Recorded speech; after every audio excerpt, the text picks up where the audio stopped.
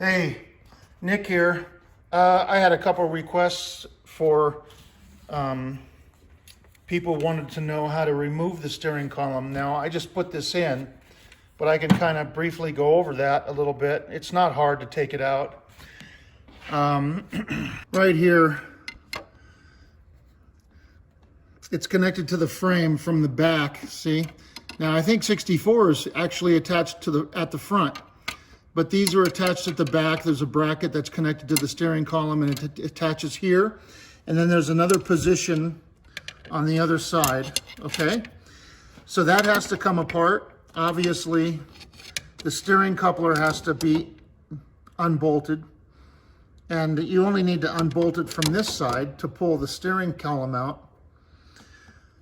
And then the shift linkage needs to be disconnected. And I have a lot of things in the way here. Right there, you have to undo this nut right here on the shift. This is the shift arm right here, and this is the nut holding the shift lever to the shift arm that's on the steering column. The shift arm, as you can see, is attached to the shift hub. The shift tube, I mean, right there. And then on the inside, you're going to undo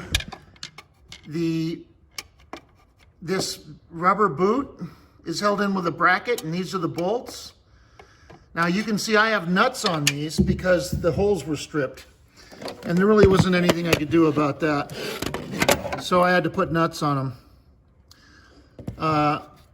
But you can see there's 5 on this car holding that boot to the firewall via a bracket over the boot. There's a square bracket that goes over the boot on the inside. I'll show you that. Okay. Wow. Here's the boot. Here's the bracket holding it. You can see the bolts holding it. There's the ground wire for the steering column right here. Goes to one of the bolts that holds the bracket. So that has to come out. You have to unplug the turn signal switch, unplug the neutral safety switch wires, which yours will look differently. You'll have a plug end on it. Mine has been modified to work for this car because of the convertible. And then the steering column is bolted to the slide mechanism right here.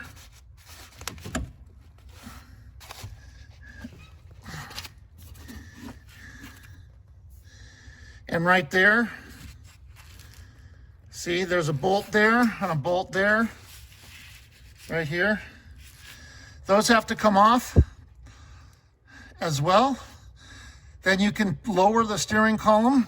But then also, ultimately, and what obviously needs to be done first, is all the panels under the dash. These panels need to come out. The chrome moldings around the center console need to come off. Where the ignition switch sits, that all needs to come out. So you have this access point here. You have this access point to pull the steering column out. And that's just about it. That's really all you have to do to get it out. I think this is more work getting all this than all the other stuff. Okay? Good luck.